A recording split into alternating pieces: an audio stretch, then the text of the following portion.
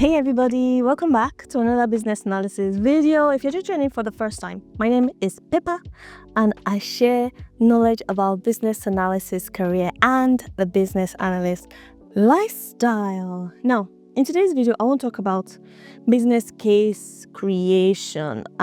It's very important to know what a business case is, why we create business cases as business analysts, or rather why we contribute to business case creation, because it's not like the sole expectation of a BA to create the business case on their own, right? Another reason why I chose this topic is because if you're preparing for your business analysis BCS diploma, any of the modules actually, or a few of the modules, you will come across business case and there'll be questions asked to you in the exam about business case. And also when doing your oral exam, you will definitely come across business case. So you really want to understand what today's topic is about. So how to create a business case, right?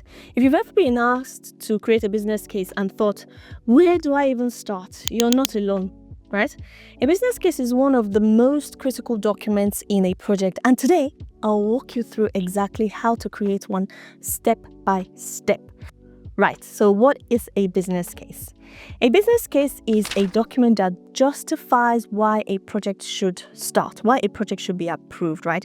It explains the problem, the proposed solution, and the benefits, helping decision makers to decide if it's worth investing in the project.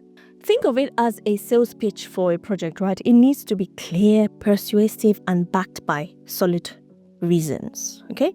So what are the key sections of a business case? Every great business case includes 5 key sections. Number 1 is the executive summary, which will be a quick snapshot of the business case. Secondly is the business problem or opportunity. What problem are we solving?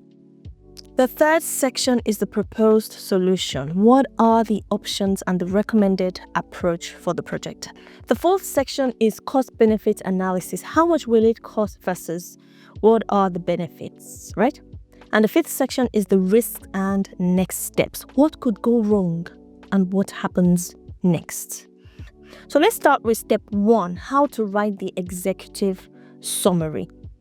You want to start with a clear, concise executive summary, right? This should quickly tell the decision makers what the business case is about. For example, you say something like, this business case proposes automating the invoice processing system to reduce manual errors, improve efficiency, and save £200,000 annually.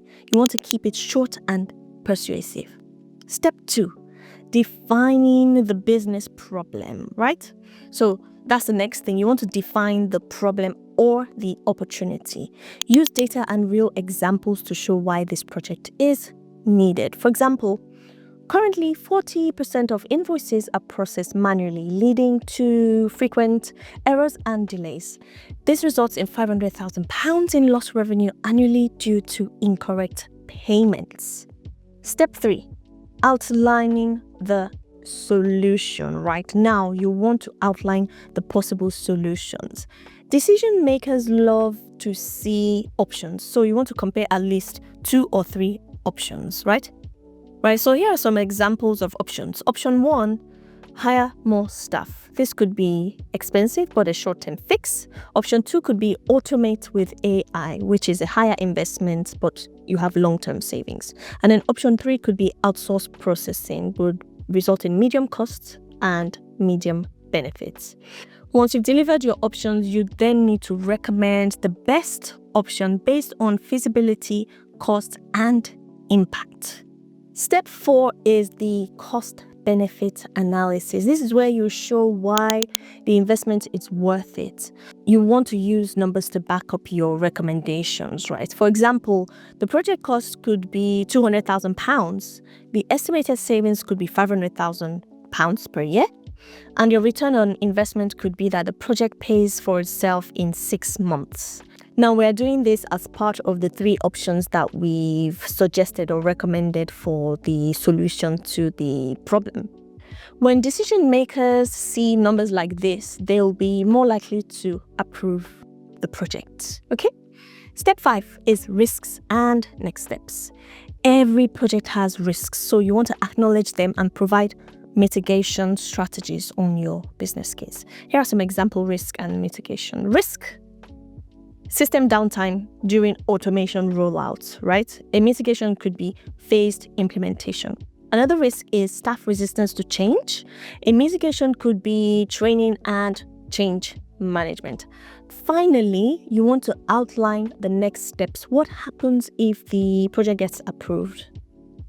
And that's how you create a business case step by step. If you found this helpful, please hit the like button and subscribe for more business analysis insights. I also have a business case template link in the description for more information on how to get your hands on this. As always, please don't forget to like, subscribe, share this video. You never know who it might help. Till I see you in my next one. Peace.